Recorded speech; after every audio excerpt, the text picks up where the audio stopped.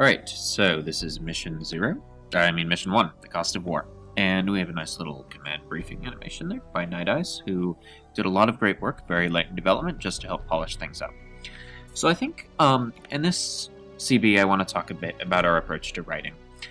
And we decided, again, very early on, that we wanted to take this really rich, textured approach to telling the story. We wanted to throw in a lot of gritty details and make sure there were a lot of characters. And we hit a few problems with this, namely that there was just way too much text.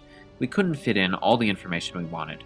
Originally, this command briefing, along with most of our command briefings, had information about the way sensor nets worked, the way subspace jumps worked. Every command briefing had a high-level strategic update that outlined all the major battles since the previous mission, and it was just too much. It slowed down the narrative. It became this slog of details and exposition. And as any good writer knows, exposition is the death of a story. You really want to have verbs, you want to have progress, this sort of kinetic impact. You don't want to get bogged down describing things or doing world building.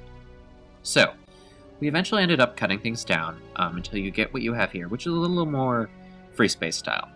And Blue Planet has always gotten a lot of acclaim for doing this sort of character-driven, event-driven story that's very immersive and very believable.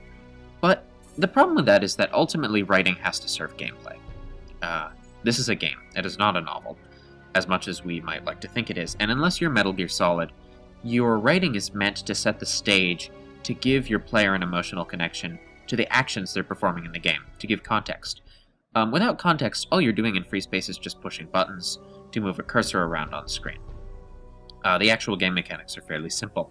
What's complex about free space is all the trappings around that, all the narrative window dressing. That's what really gives it meaning. So that's what we're trying to do here, setting up characters. Baron, the First Fleet Admiral, who's this sort of conflicted pacifist. Calder, the Jovian Admiral, who's just incredibly frustrated with the way this war has gone and with the fact that his homeland has kind of been abandoned.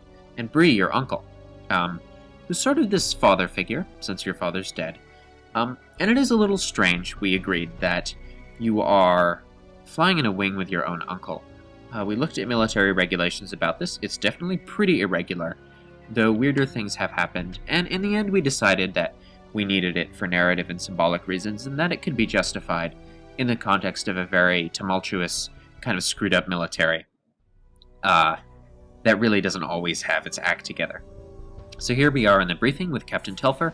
I was never entirely satisfied with Captain Telfer. I don't think we ever managed to make him quite as strong as the captain of the Nightwolves, Alpha-Deal, back in Age of Aquarius. Alpha-Deal had a very, very strong voice. When you read him, you could tell it was him talking. I don't know if the same thing's true of Telfer, and that's my fault. I wrote most of Telfer's dialogue, Darius wrote a lot of Alpha-Deal's, and I don't know if I put quite as much voice in. I tried to model Telfer on a lot of the Free Space 2 briefing officers, because I think they did a good job, but in the end I think I might have put brevity a bit too far over character.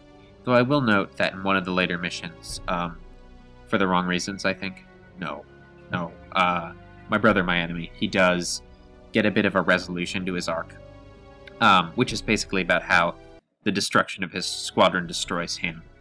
And in fact, I do think he's a little more professional in this first briefing than he is in some of the later ones. I think he starts to fall apart as things go on, but again, I'm not sure that really came across to the player, which is a problem. So here's our briefing. You know, you're going to escort a convoy. This mission was one of very few missions that actually survived, at least in concept, more or less intact from the original Alpha build. There are only a couple missions in our final that came from the Alpha build, but this is probably the one that's changed the least, with the obvious exception of a couple special features we added. And in the end, we viewed this mission as an introduction to the new AI and to our narrative. So here, Bree is exhorting Laporte to, do your father proud.